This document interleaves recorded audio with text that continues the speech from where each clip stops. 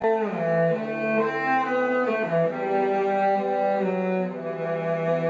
ce soir, on a la chance d'avoir un cours qui va être interprété par notre ami, futur Khatan.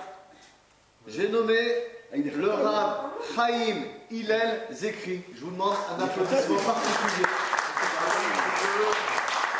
Il n'y a même pas.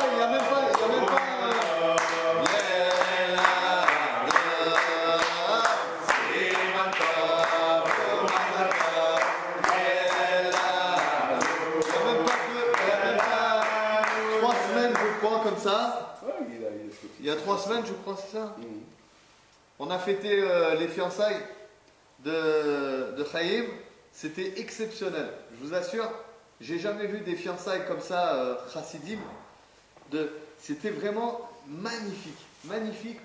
Nous, on a l'habitude des fiançailles, la morale, cinéma et tout. C'est que du cinéma.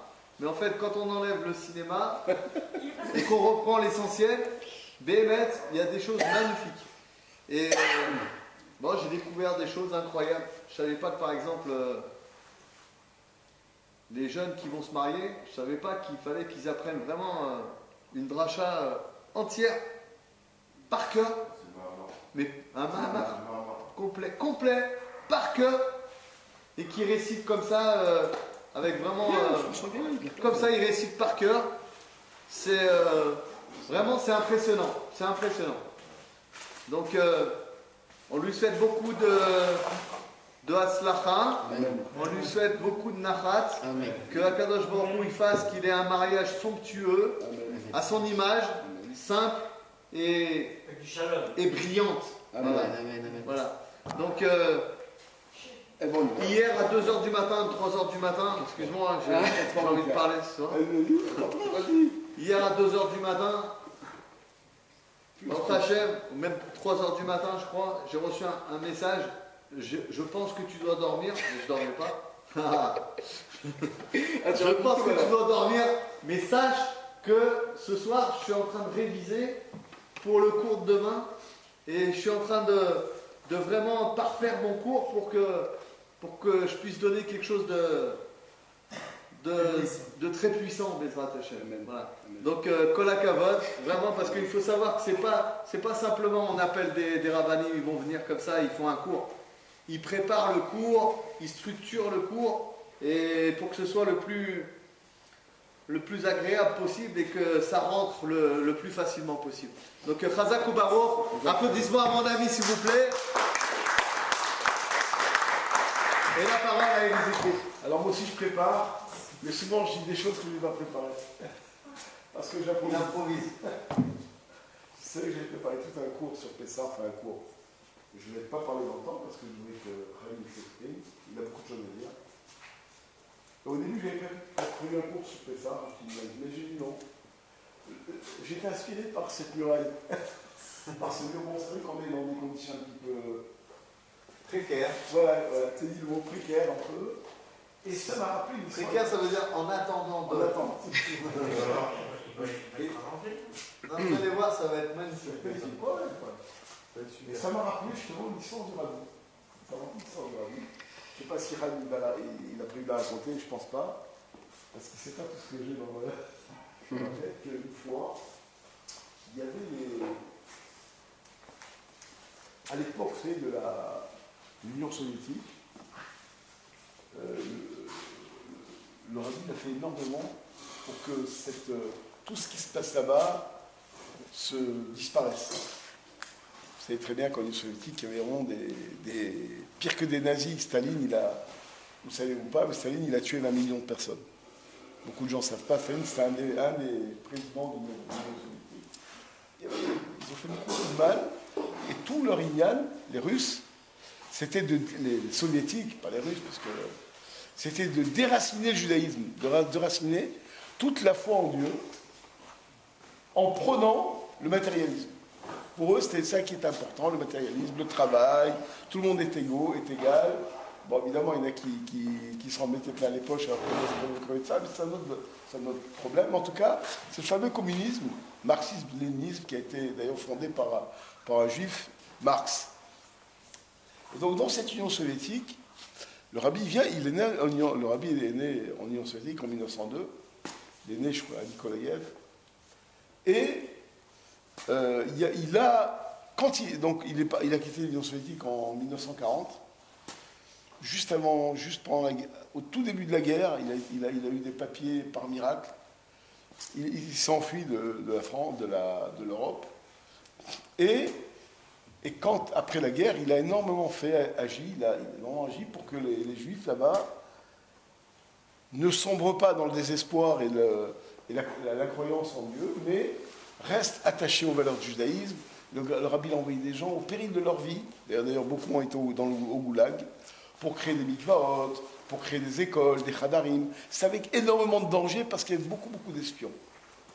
Alors les Russes, un jour, les Soviétiques, ils se sont rendus compte, ils disent, mais c'est marrant parce qu'il y a quelque chose. Certainement, il y a des... On voit qu'il y a des chassidim qui font des choses.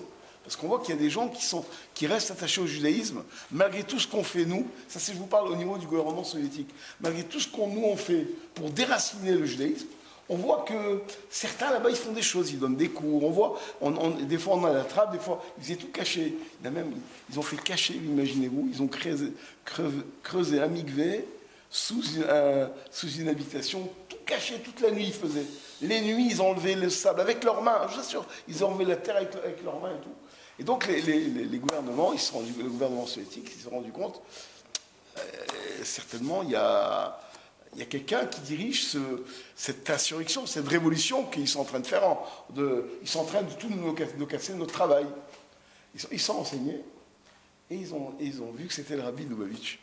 Donc qu'est-ce qu'ils ont fait? Ils ont envoyé là-bas un sorte d'espion en Amérique. Sa mission, c'était d'être à Océan-Saint-Thierry, à la choule du rabbi, et là-bas d'espionner, de voir comment se conduisent les chassidim, qu'est-ce qui se passe là-bas, de voir ce qui se passe, qui c'est le rabbi Lubavitch, qu'est-ce qu'il dit. Ils étaient très très friands de savoir qu'est-ce qui se passe là-bas. D'où cet homme, il a une tellement grande force de s'opposer à un régime qui semblait établi pour l'éternité, Chas Shalom. C'est un régime qui était très très fort et très dur. Ils ont donc envoyé un espion, puis le gars, il a regardé et tout.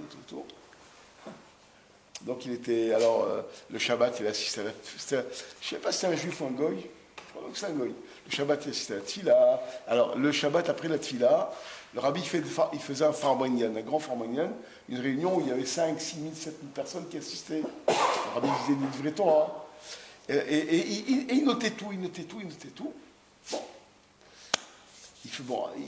Il rentrait un petit peu dans la vie de chaque des juifs là-bas aux États-Unis. Donc il a écrit un rapport, et donc maintenant il rentre en Union soviétique. Et, vous savez, comme on dit, quelqu'un qui a vu, il a vu, donc ils l'ont invité à parler, à dire qu'est-ce qu'il a vu.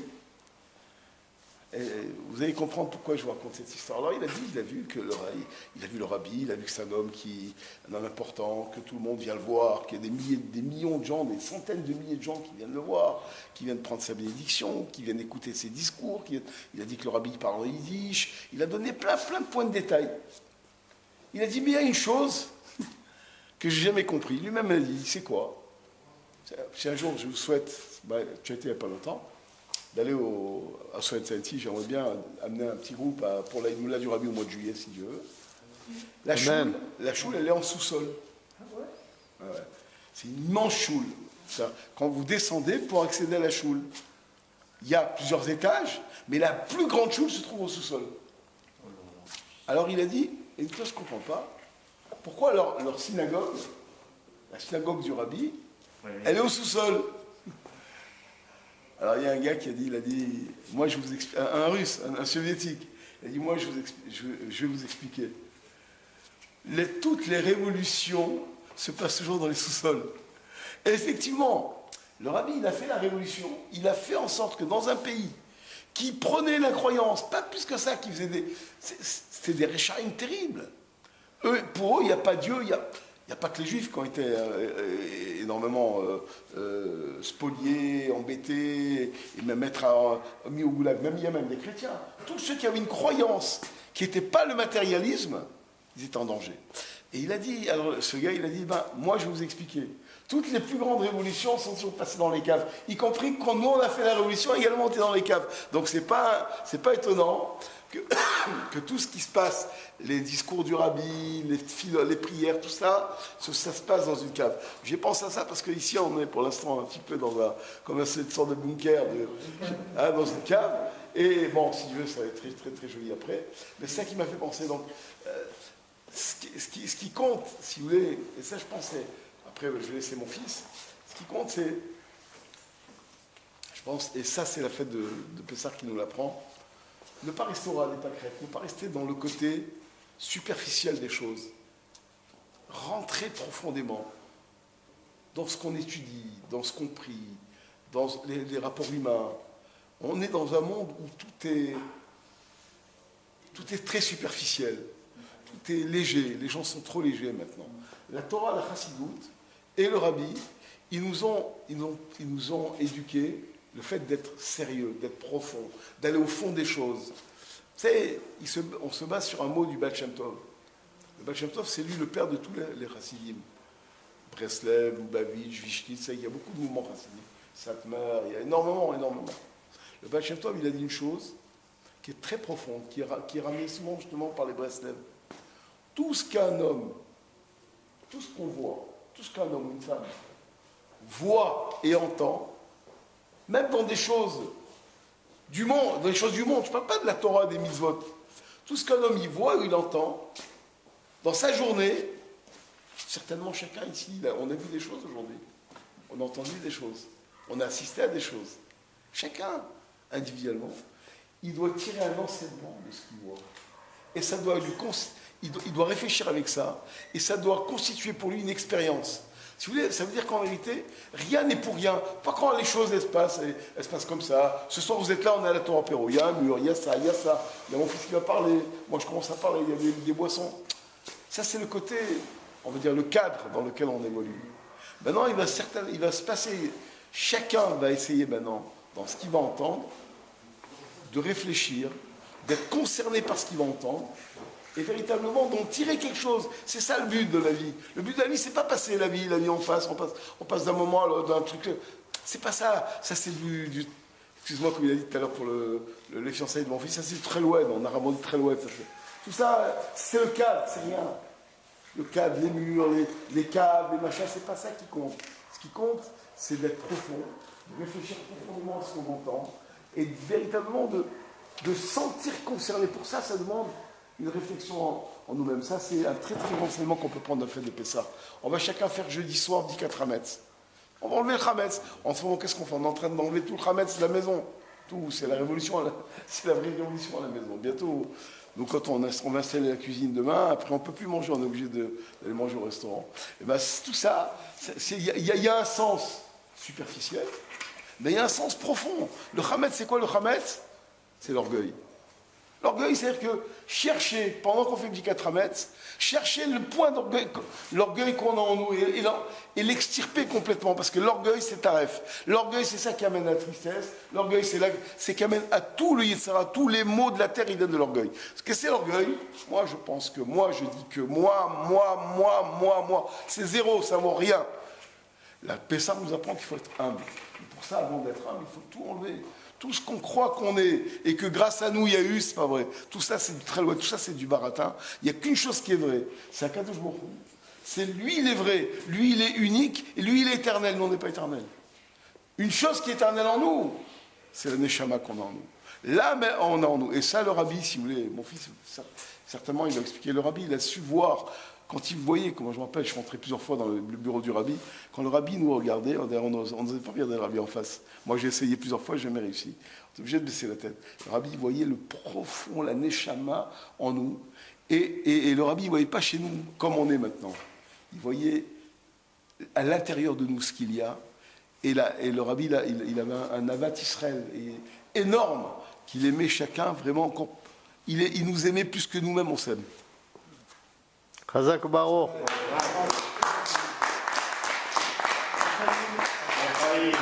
Je remercie mon associé Thierry et d'avoir mis à l'honneur ce soir le rabbi.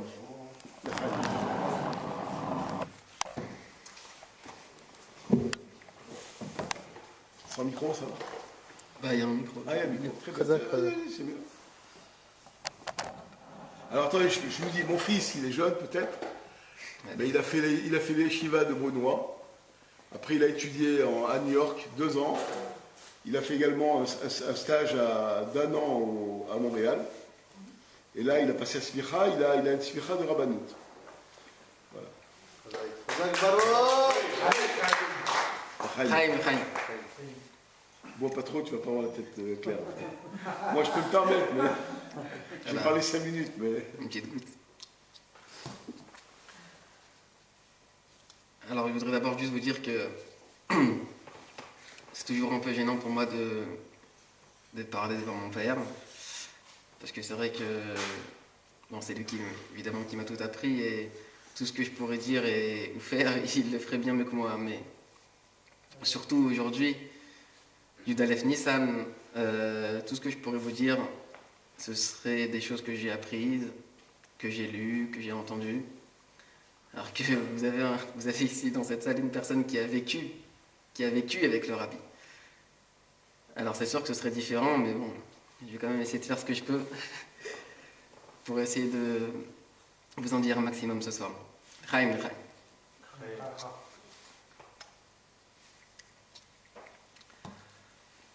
Lorsque Yaakov Avinu, il a béni tous ses enfants, il est arrivé à la tribu de Yehuda.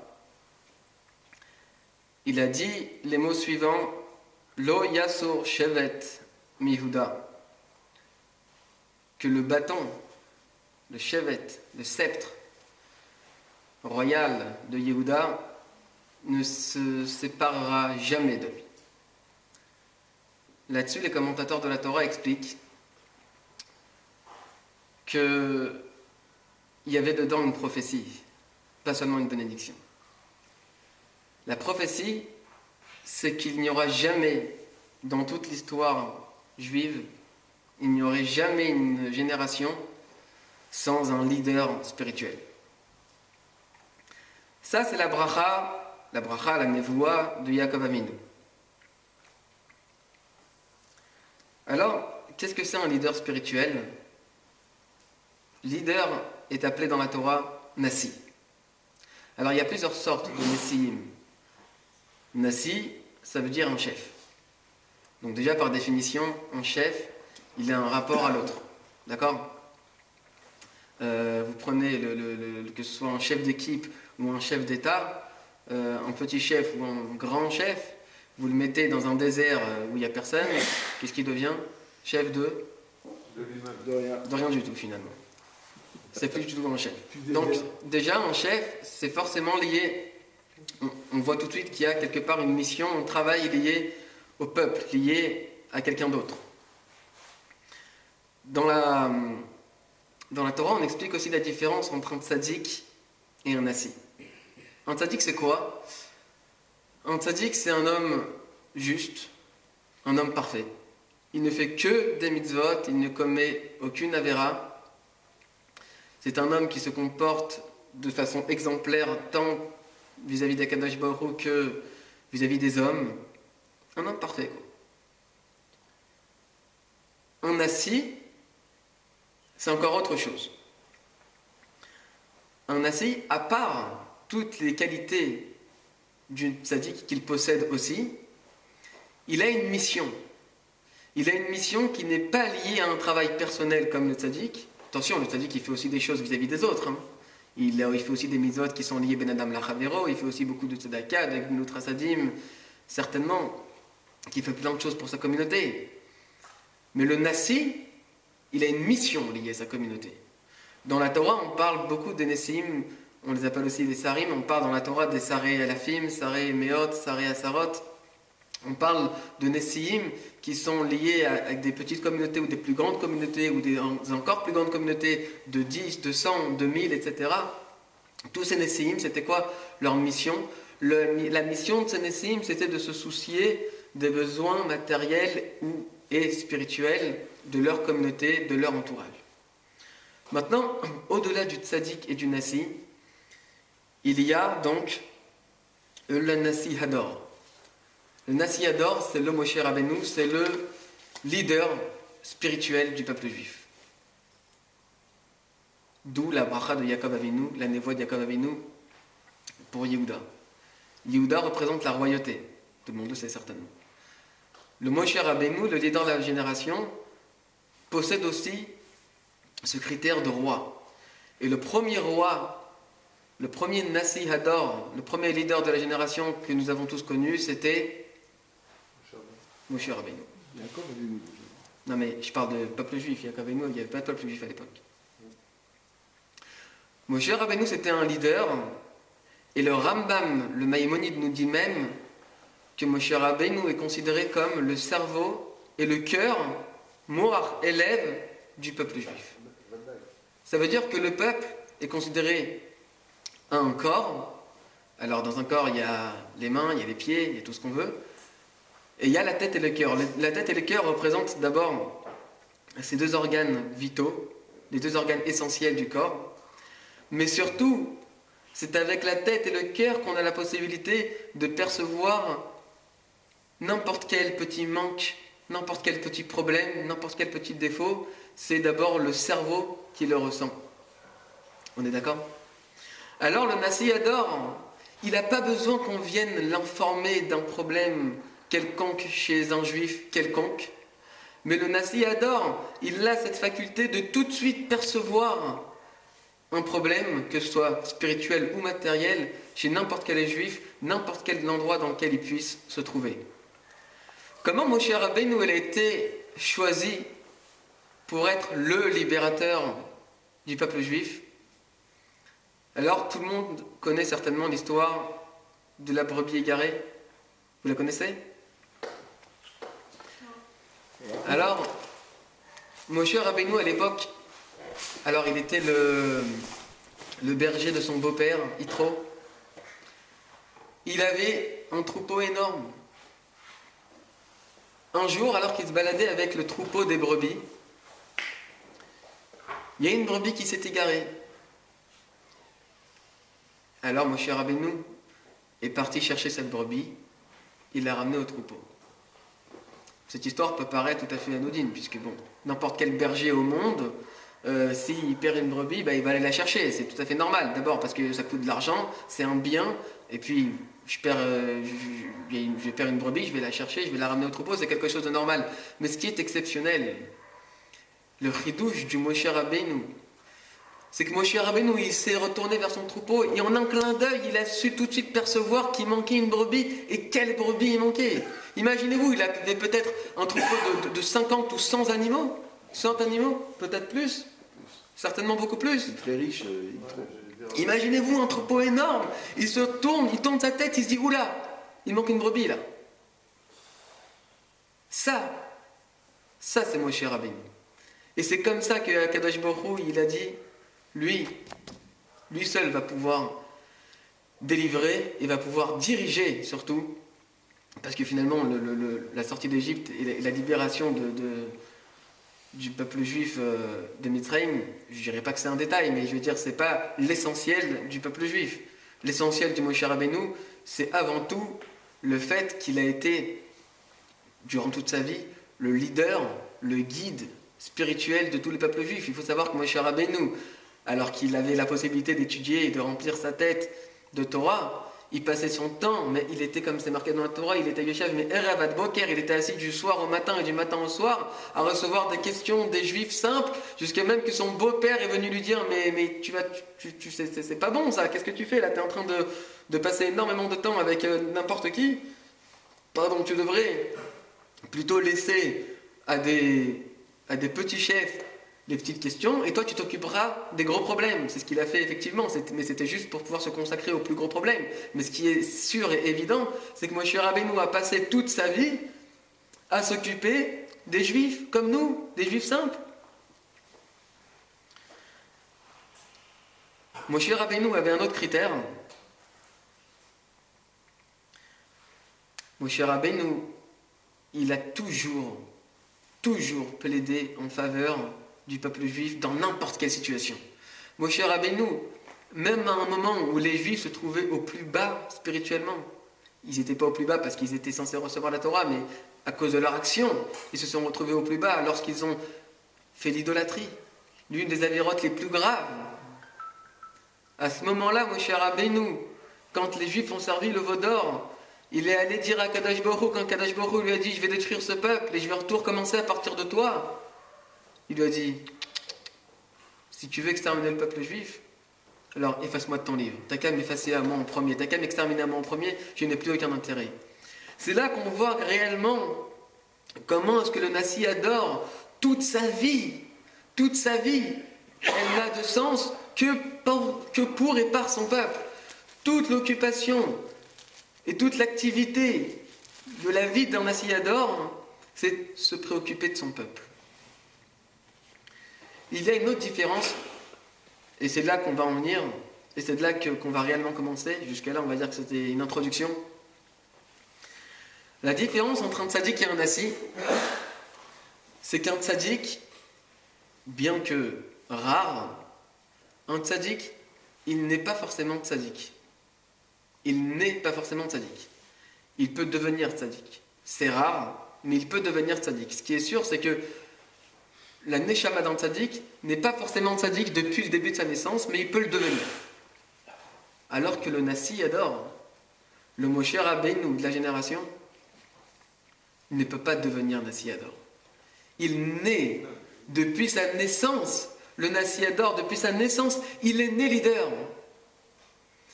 C'est pas un bébé qui est né. Quand on fête la naissance d'un nassi adore, on n'est pas en train de fêter la naissance d'un bébé qui ne valait rien et qui ensuite, en grandissant, il a étudié, il est devenu voilà, il s'est façonné, il est devenu de plus en plus parfait jusqu'à qu'il soit devenu le nassi adore. Pas du tout. Quand on fête le jour de la naissance d'un nassi adore, on est en train de fêter pas la naissance d'un bébé qui est devenu nassi adore. On est en train de fêter la naissance du nassi adore. On est en train de fêter la naissance du leader du peuple juif, et c'est pour ça. C'est vrai qu'on est assis tous ensemble ce soir pour fêter la naissance du rabbi, parce qu'on n'est pas en train de fêter la naissance de quelqu'un qui est devenu rabbi. On est en train de fêter la naissance du nassi adore. Et ça, c'est totalement exceptionnel. Quand on fête le jour de la naissance de Moshe Rabbeinu, on raconte dans la Torah, c'est marqué dans la Torah, que quand Moshe Rabbeinu est né, la maison a été remplie de lumière. Vous avez déjà vu, vous, dans une chambre de maternité, de la lumière, à part la lumière du néon?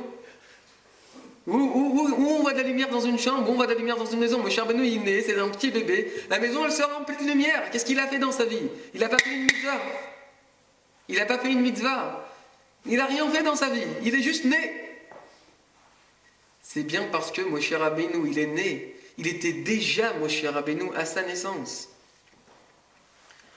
Le Zohar nous enseigne que Itpashtuta de Moshe bechol dara vedara. D'où la bracha de Yaakov Avinu, encore une fois. C'est marqué dans le Zohar que dans chaque génération, sans aucune exception, se reproduit l'incarnation de la Neshama de Moshe Rabbeinu. À l'époque de Mordechai, c'était Mordechai. Dans chaque génération, il y a eu un leader, un guide du peuple juif. Encore une fois, il y a plein de tzadikim. Et il y a plein de petits nesséim. Mais un juif qui va se préoccuper, un homme qui va se préoccuper de chaque juif dans le monde entier, il y en a eu un dans chaque génération et il y en a un dans notre génération. Alors, d'abord en quelques mots, qui est le rabbi? Donc comme on l'a déjà dit plusieurs fois, ce même jour, le 11 Nissan 5662 en 1902, le rabbi est né à Nikolaïev, en Russie. C'était le fils aîné de Rabbi Levi Yitzhak et de la rabbinite Rana Schneerson. Dès son plus jeune âge déjà, le rabbi a été connu pour son intelligence et son érudition exceptionnelle. On raconte même qu'à l'âge de 2 ans, il a récité par cœur, sans aucune faute, tout le Manishtana. Imaginez-vous à l'âge de 2 ans. Et à l'âge de la bar mitzvah, il était déjà considéré par tout son entourage comme un Gaon Olam, un génie de la Torah. D'ailleurs, pas que dans la Torah, puisque même dans les matières profanes, on raconte même que quand il était enfant, un professeur de maths est venu le voir parce qu'il avait déjà entendu parler du rabbi. Il voulait un petit peu tester son intelligence et il lui a soumis un problème extrêmement difficile. Et il lui a dit, t'inquiète pas, je te donne 1 semaine pour me résoudre ce problème. Le rabbi l'a fait patienter, il était enfant à l'époque. Il l'a fait patienter quelques minutes, il est sorti de sa chambre après une concentration d'une petite demi-heure et il lui a sorti le problème, la solution au problème. À 27 ans, le rabbi est parti étudier pour recevoir la smicha d'un grand tzaddik, d'un grand gaon qui s'appelle Rabbi Yosef Rosin, plus connu sous le nom du Ragat Chover. Le Ragat Chover, on dit sur lui que, d'ailleurs je crois même que c'est lui qui l'a dit sur lui, mais je ne suis pas sûr de ça, que si on prenait le cerveau d'Einstein et qu'on le coupait en plein de petits morceaux, alors chaque morceau c'était le cerveau du Ragat Chover. Le Ragat Chover, c'est un Gaon Olam qui est connu pour son intelligence et sa harifut exceptionnelle. Cette même année, donc à l'âge de 27 ans, le rabbi s'est marié donc avec la rabbinite Raya Mushka, la fille de son prédécesseur en fait, le rabbi Yosef Yitzhak, et la rabbinite Hana. Et ensuite, Yud Shvat, le 10 Shvat 1951, le rabbi a pris sur lui donc le leadership du peuple juif. C'est à ce moment-là qu'il a pris réellement ses fonctions de façon dévoilée, je dirais, parce que même, voilà, de manière officielle, exactement. Alors, pour se remettre un petit peu à l'époque, le rabbi, il arrive en 1951, il faut un petit peu comprendre ce qui se passe à l'époque. Le rabbi, il arrive en 1951, donc quelques petites années après la Shoah. Il ne faut pas oublier qu'à cette époque-là, être juif, ça représentait d'abord, pour la majorité des juifs, un danger, une peur, pour certains une honte, et pour d'autres même une culpabilité. Les gens, ils avaient peur d'être juifs. Il y avait encore beaucoup de familles qui vivaient rideau baissé, on ne sait jamais. À cette époque-là, il faut savoir qu'aujourd'hui, on se balade avec des kippots, des talit, on fait des fêtes, on organise des ambiances, tout va bien. On ne se rend pas compte. Aujourd'hui, tout va bien pour nous. Tout le monde, personne n'a peur de se balader en kippa, en tout cas, j'espère. Mais à l'époque... Si, moi j'ai peur. Vous ne baladez pas en kippa quand même. Mais j'ai peur de... Pas encore. Faut pas se balader en kippa, hein, pas vous. J'ai peur de sortir tout ce qui se passe. Si vous me permettez 2 minutes. Moi, je me rappelle, on a quitté l'Algérie en 60. On arrive en 60, un petit peu avant l'indépendance d'Algérie. Et nous, on habitait à la Croix-Rousse. On habitait rue Burdeau à l'époque. Et mes premiers amis ici, c'était des Ashkénazes, des Polonais. Ils habitaient rue Louis Blanc. Donc moi, j'avais 8 ans. Donc j'étais copain avec il s'appelait Maurice. Et on allait chez lui à la maison, en 60, hein, donc lui il parle 50. En 50, donc 10 ans d'après. Et je vais chez eux, ils avaient toujours les genoux baissés. Je dis pourquoi tes parents ils ont toujours les genoux baissés? Ils m'ont dit ils ont peur de la guerre, ils sont encore restés avec la... Et évidemment, pas question de se balader en kippa. Et eux ils vivaient encore dans l'ambiance de la guerre. Et je dis mais ils t'ont raconté? Il dit non, ils ne parlent jamais de la guerre. Mamache, hein, c'est un témoignage. Et c'était en 1960, c'est-à-dire 15 ans après 45, quoi, après la fin de la guerre. Voilà ça. Alors, c'est à cette époque que le rabbi arrive. Le rabbi, il arrive pour révolutionner le monde à une époque où le monde, il veut même pas entendre parler de judaïsme, il ne veut pas entendre parler de Torah, il ne faut pas parler de juifs, il ne faut pas parler de Torah, il ne faut pas parler de judaïsme. Le monde a peur. Ils sont encore traumatisés de la guerre, imaginez-vous. Moi je parle, j'y étais pas, mais j'essaie de m'imaginer. C'était complètement fou.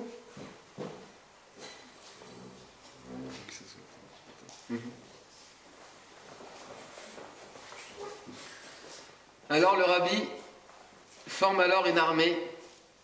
Il faut le dire, c'est une armée. Cette armée, il décide de l'appeler. Vous savez comment elle s'appelle cette armée? Comment elle s'appelle l'armée du rabbi? Bravo. Comment? Sivot Hashem. Sivot Hashem, l'armée de Dieu. Une fois Travelta, Eliaou Daron, il a raconté ça. Tu vas t'acheter. Ouais, Exactement. exactement. Exactement. Dès que le rabbi est arrivé, il a décidé de former cette armée mondiale, internationale qui s'appelle Sivot Hashem. Il est armée pacifique, hein. Il décide alors de lancer 10 campagnes de missions qu'on appelait les Mivtsaïm, et il décide de les propager à travers le monde entier. Et comment est-ce qu'il s'y prend? En envoyant des émissaires de par les 4 coins du monde, sans aucune exception. Le rabbi a envoyé des émissaires dans chaque coin du monde, des grandes villes comme des petites villes, des petits patelins paumés.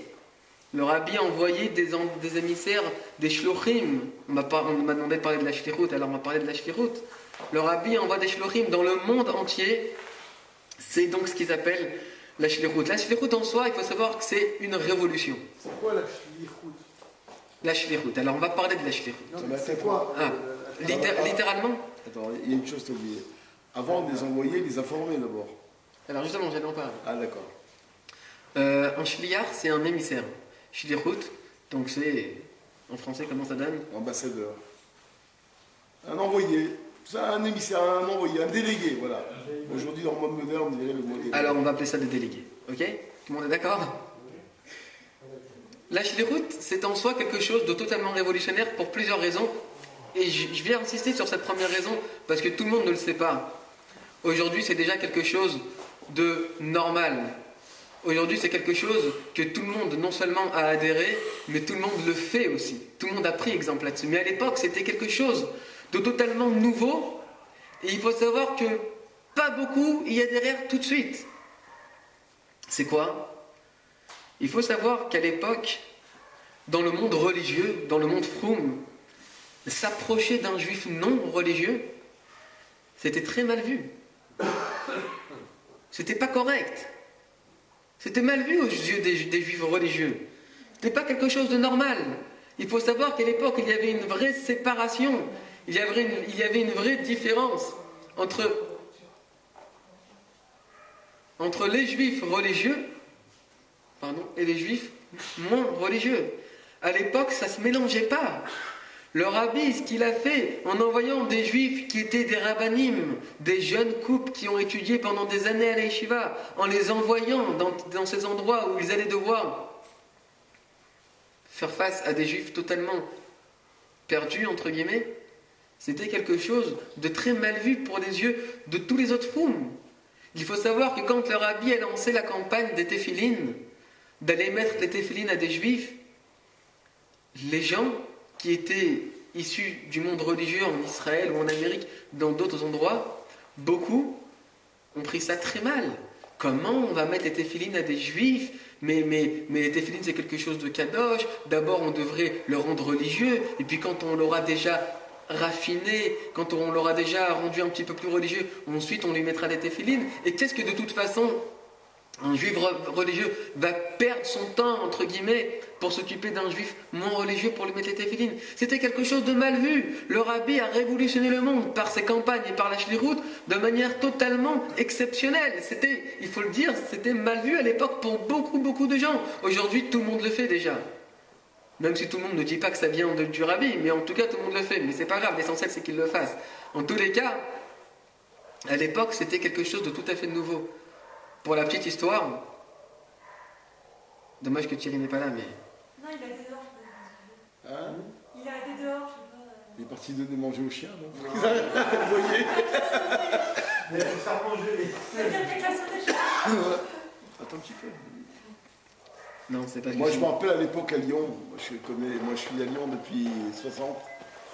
C'est vrai que les gens, les gens de certains milieux, je ne veux pas dire parce que vous les connaissez, pour eux, un juif pas religieux, c'était un goy, mamache. Et ils ne voulaient pas donner des cours. Je me rappelle très bien. Et c'est vrai que nous, on a initié le faire donner des cours à des gens complètement...